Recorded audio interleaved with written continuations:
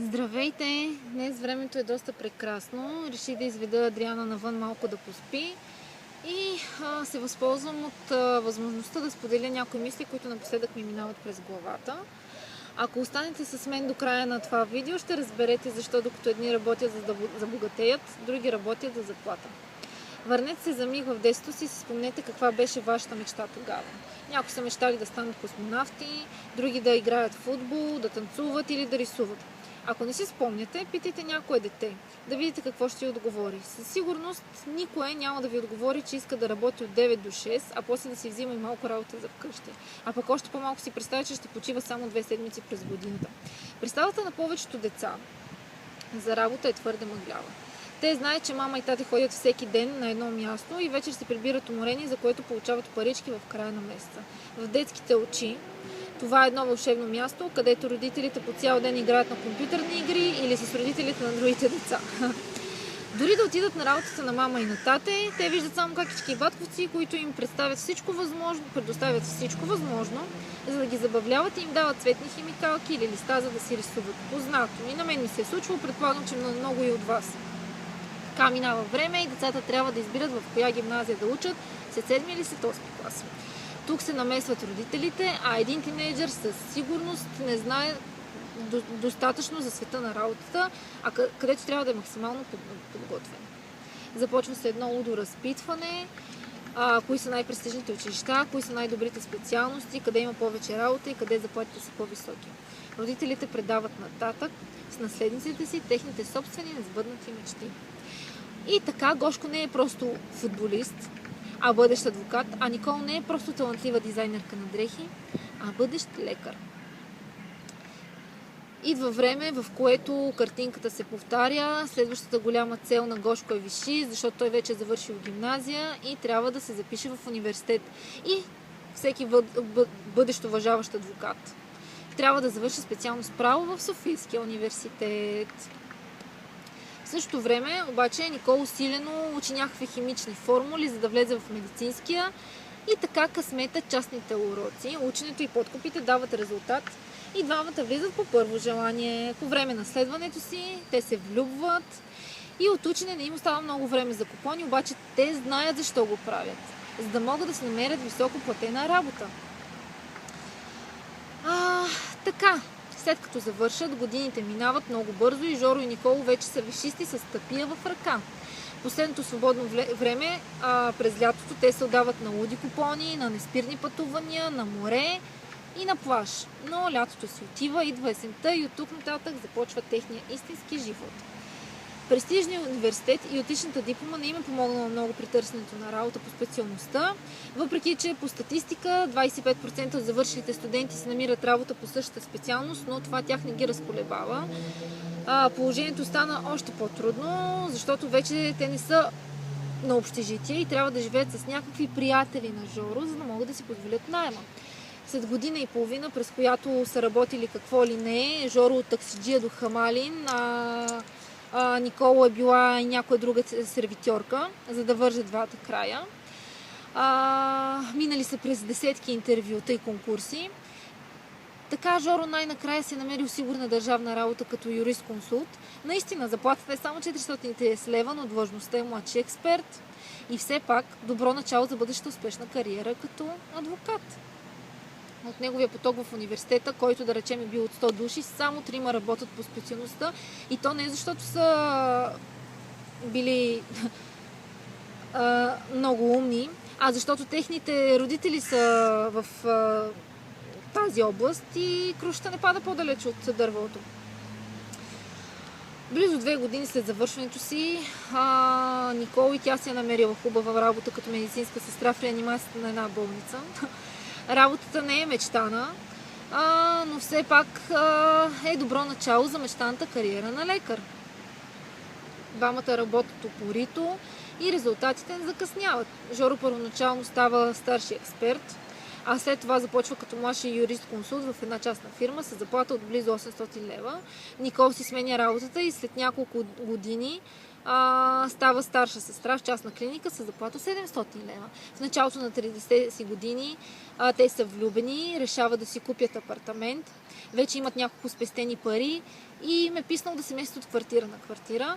Банката без проблеми отпуска 30 годишен кредит с месечна вноска от 500 лева. И така годините минават. Не след дълго двамата се женят и им се ражда син Гердан, кръстен на двамата си дядовци Герман и Данчо. Финансовото им положение се влошава, всички заделени средства отиват за покупката на апартамента, за неговия ремонт. Жоро започва втора работа и нещата временно се стабилизират. Купува се само най-необходимото и често се лишават от наглед елементарни неща, като например месо на трапезата. Герданчо расте, но най-често се чува: това не може да си го позволи. Докато родителите му работят все повече и правят кариера, на него му остава само да учи, за да стане висшист и да си намери престижна работа с висока заплата, като неговите родители. И така колелото се завърта и историята се повтаря.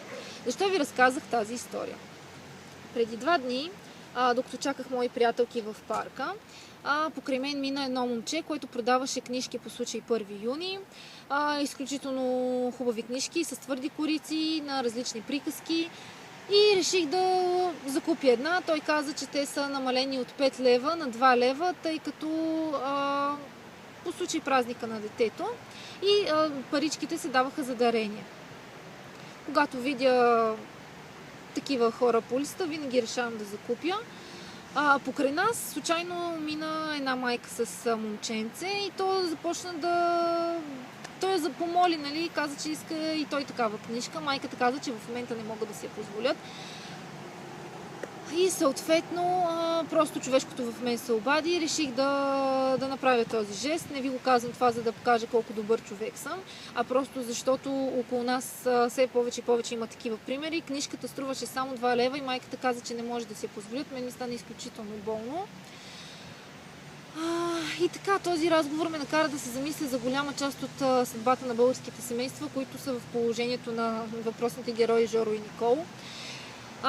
Ние така сме програмирани да влизаме в престижни училища и университети, за да започваме работа, да градим кариера. На мен тази дума ми е малко странна, защото в България тя зависи повече от това кой точно познаваш и как си станал днес големия шеф, отколкото от лични качества и усилена работа. Дори да работиме много и да стоим по 10 часа в офиса, плюс някоя друга събота, какъв е шансът да станем търговски директор в голяма международна фирма, например?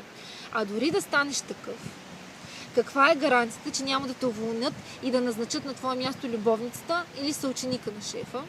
А след това какъв е шансът да си намериш нова работа с същата заплата? Чувала съм, че на Запад, който завърши престижен университет, има минимум заплата, под която трудно може да падне, независимо за коя компания работи. На изток от рая обаче нещата съвсем не са така, защото в подобни компании в един и същ сектор, за една и съща позиция, може да има разлика от няколко пъти във възнаграждението. Така че каква кариера се гради в България е доста спорен въпрос. Докато се усетите обаче, времето е минало и вече сте с 50 години трудов стаж. И малко ви остава до пенсия, за която ще разчитате на държавата, разбира се. Всички знаем какви са пенсиите в България. И големите ви вноски по ипотечни кредити за апартаменти, лизинг на колата са ви лишават от почивки и от възможността да подсигурите старините си. По тази причина вие трябва да работите докато можете физически, защото иначе не можете да си плащате сметките. В това положение са хиляди хора в България. Ето, например, моята баба. Тя се пенсионира вече преди, не знам, мисля, че 3-4 години. И за да си докарват някой допълнителен лев в къщи, дядо ми също е пенсионер, тя продължава да ходи на работа. Тя е с проблеми в краката, трудно стои вече на крака, но въпреки всичко тя продължава да ходи на работа, защото искат да си докарват някой друг лев, без да ни притесняват нас, младите, съответно моето семейство и така нататък, за да им помагаме финансово. И това е най-голямата сделка в живота, която всеки от нас включва през живота си. 40 години работа и социални осигуровки срещу 10 години пенсия. При средна продължителност на живота на хората 75 години. Питате се какво можете да правите с една пенсия от 300 лева. Не е много, да си платите само сметките за ток и да си купите малко храна. Но както и да е, картината е тъжна. Всички знаем как стоят нещата в България. Това означава да работиш на заплата. Въпреки че напоследък се говори за предприемачество, допълнителни доходи и собствен бизнес, този начин на правене на пари не е много популярен тук сред нас, българите. Младежите, когато завършат, изобщо не се сещат, че могат да работят за себе си, след като вече няколко години не си намират работа и живеят на гърба на родителите си. Тук не говорим за някакъв сложен бизнес, изискващ се десетки хиляди лева инвестиция. Всеки може да отвори някакво магазинче за биопродукти, например, и да си направи малко реклама. Не е върха на сладоледа, но пък е нещо и може да се развиете. Първият път, когато се сблъсках с дилемата работа за друг или собствен бизнес, беше когато бях студентка.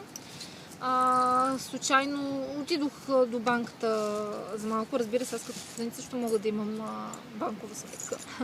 Отидох за малко до банката.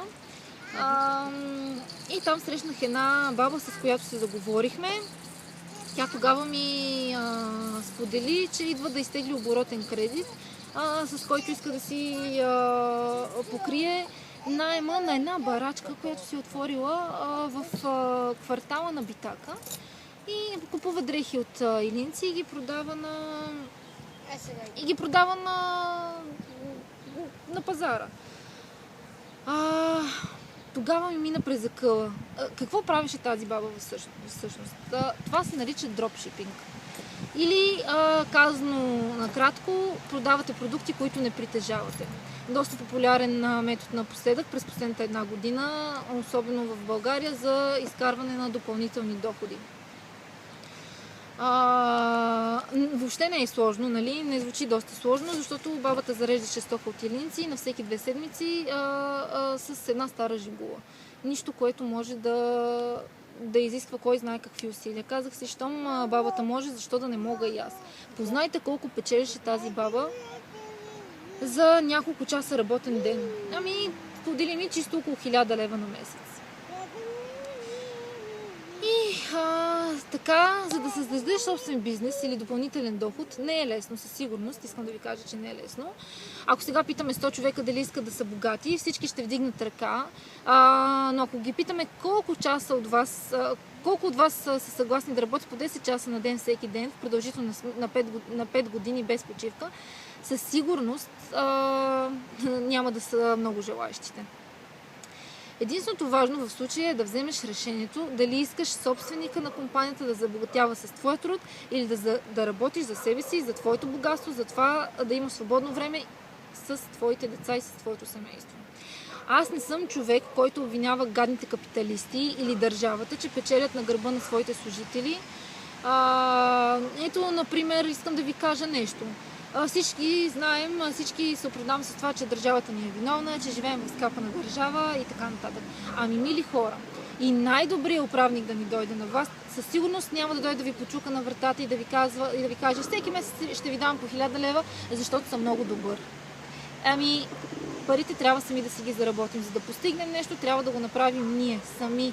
Никой няма да дойде и да ни дава пари просто защото сме много красиви или заради хубавата ни сметка.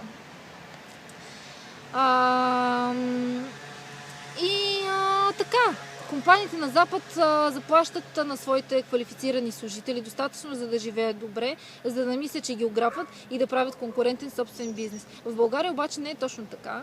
Освен, че заплатите варират в пъти в различните компании, в различните градове, има много квалифицирани специалисти, юристи, счетоводители, учители, лекари, инженери и други, с опит и образование, които получават от 600 до 1000 лева на месец.